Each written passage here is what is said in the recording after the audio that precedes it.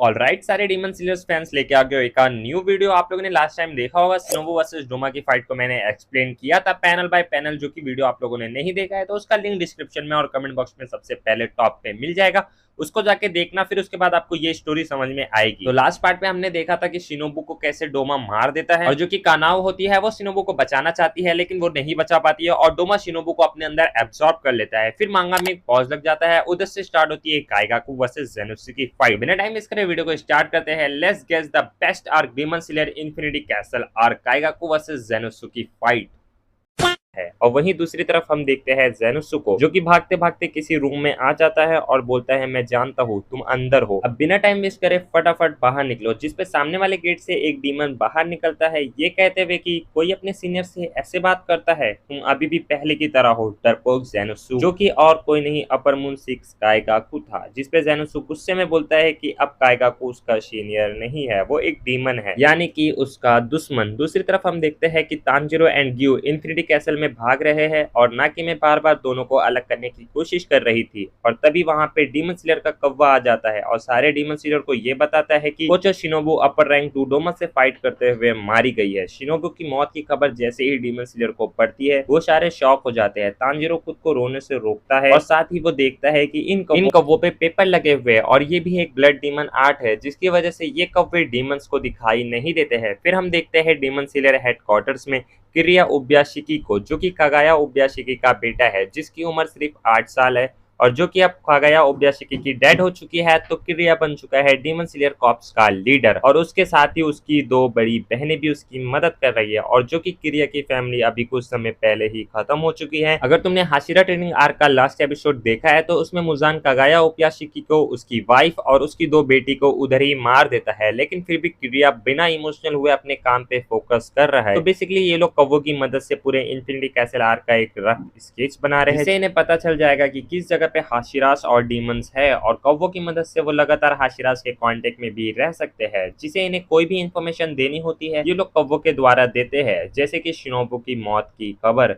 कागाया ओब्याशिकी काफी ज्यादा स्ट्रिक्ट है और इस स्ट्रिक्ट के वजह से उन्होंने किरिया को काफी जल्दी मैच्योर कर दिया था। किरिया बोलता है अभी भी इन्फिनिटी कैसल का एक बहुत बड़ा हिस्सा उन्हें नहीं पता है और इसलिए वो सारे कौवों को ऑर्डर देता है कि वो नॉर्थ की साइड से और नॉर्थ की साइड की मैपिंग करने में उसकी मदद करे। फिर किरिया की बड़ी बहन बताती है कि अभी सिर्फ 2 लोग ही अपर मून से लड़ाई कर रहे हैं, कानावा और ज़ेनोसु। फिर हम देखते हैं ज़ेनोसु और काइगाकू का इपिक फेस ऑफ, जिसपे काइगाकू ज़ेनोसु का मजाक उड़ाते हुए कहता है तुम काफी ज्यादा कमजोर हो और तुम्हें क्या लगा मैं तुम्हारा सीनियर हूँ तो तुम्हें छोड़ दूंगा। अरे ज़ेनोसु तुम इतने भी नादान कैसे हो सकते हो। जिसपे ज़ेनोसु गुस्से में कहता है कि मेरा सीनियर काफी खुश लग रहा है लोअर अपर मून बन के। जिसपे काइगाकू काफी ज्यादा शॉक हो जाता है कि क्या ये वही ज़ेनोसु है जिसे मैं जानता था। काइगाकू हंसते हुए कहता है कि अब तुम पलट के जवाब भी दे देते हो, लेकिन ज़ेनोसु काफी ज्यादा सीरियस था। वो काइगाकू से पूछता है कि ऐसी क्या दिक्कत आ गई थी कि तुम्हें डीमन बनना पड़ा। क्या तुम्हें पता है कि जब तुम डीमन स्लेयर कॉर्प्स को ज्वाइन करते हो तो तुम सेल्फिश होने का हक खो देते हो। फिर ज़ेनोसु चिल्लाते हुए कहता है कि अगर तुम डीमन नहीं बनते तो ग्रैंडपा कभी सुसाइड नहीं करते। फॉर्मर थंडर हाशिरा वैसे तो ज़ेनोसु के मास्टर थे, लेकिन ज़ेनोसु उन्हें ग्रैंडपा कह के ही बोलता था क्योंकि उन दोनों के बीच की बॉन्डिंग काफी अच्छी थी। फिर ज़ेनोसु रोते हुए बोलता है कि उनकी मौत कितनी ज्यादा दर्दनाक थी तुम्हें अंदाजा भी नहीं है। तो हुआ कुछ ऐसा था कि फॉर्मर थंडर हाशिरा ने सुसाइड कर लिया था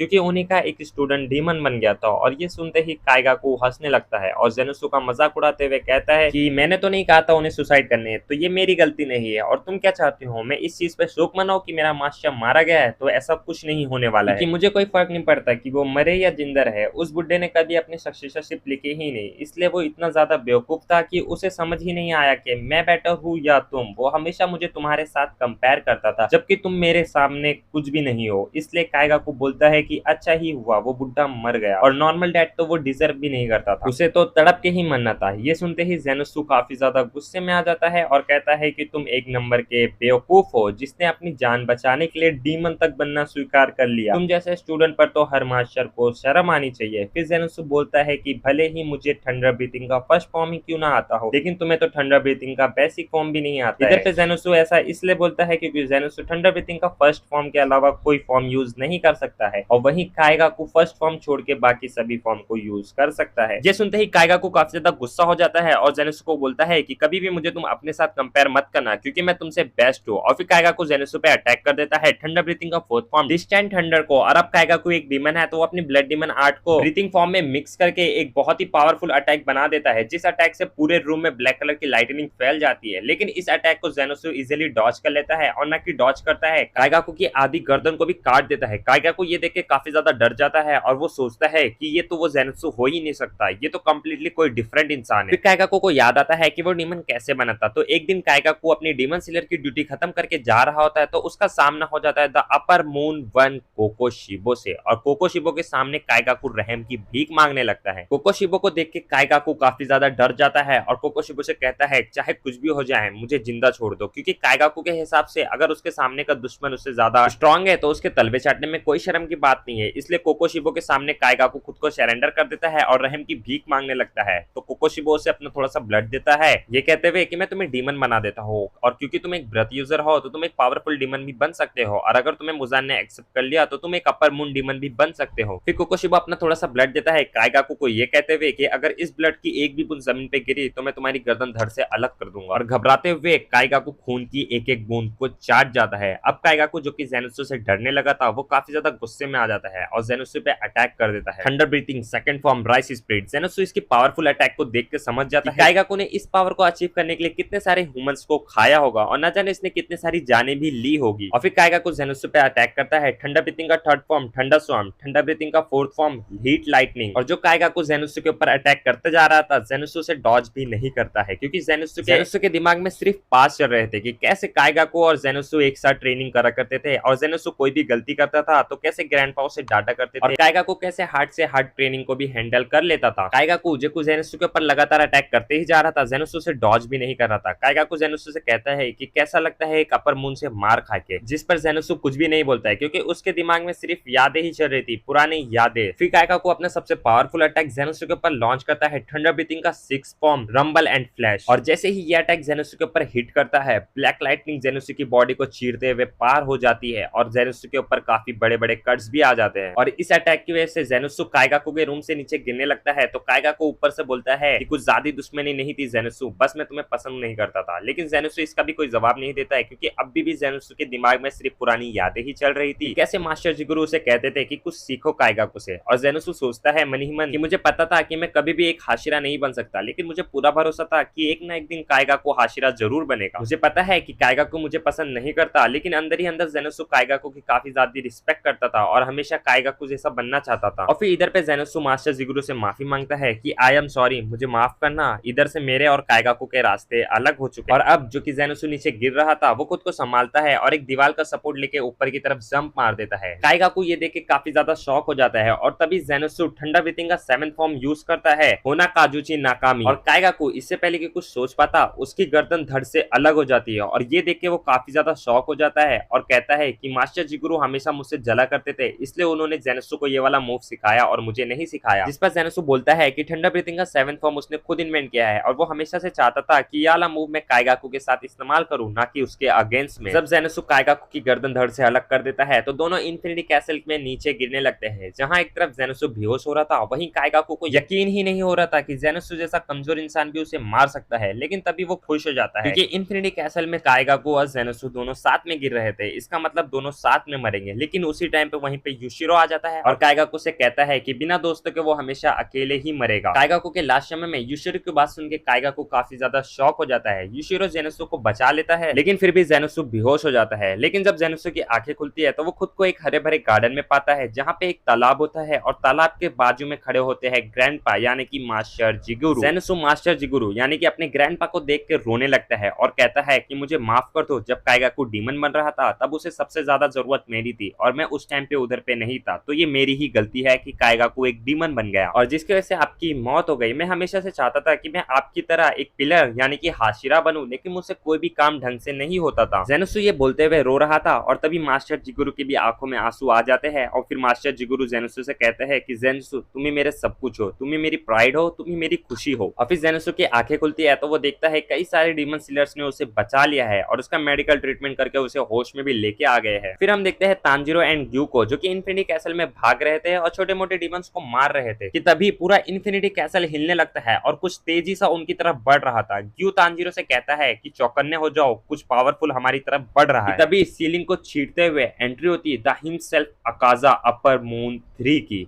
और इधर से बेस्ट फाइट स्टोरी स्टार्ट होने वाली है तांजीरो एंड ग्यू और अकाजा की। और सबसे सैडेस्ट स्टोरी भी इधर ही देखने को मिलेगी हमें, अकाजा बैक स्टोरी। बट नहीं, मैं उसे इस वीडियो में कवर नहीं करूंगा, मैं उसके लिए दूसरा पार्ट बनाऊंगा क्योंकि ये वीडियो पहले ही काफी बड़ी हो चुके हैं जिसमें मैंने काइगाकू और ज़ेनात्सु की फाइट को कवर कर दिया है। आई होप आप लोगों को समझ में आ गया होगा और आप लोगों को मजा भी आया होगा मेरी एक्सप्लेनेशन वीडियो को देखने में। अकाजा की फाइट में नेक्स्ट वीडियो में कवर कर दूंगा। अभी के लिए आप लोग वीडियो को लाइक कर दो, चैनल को सब्सक्राइब कर दो। Bye bye, Tata.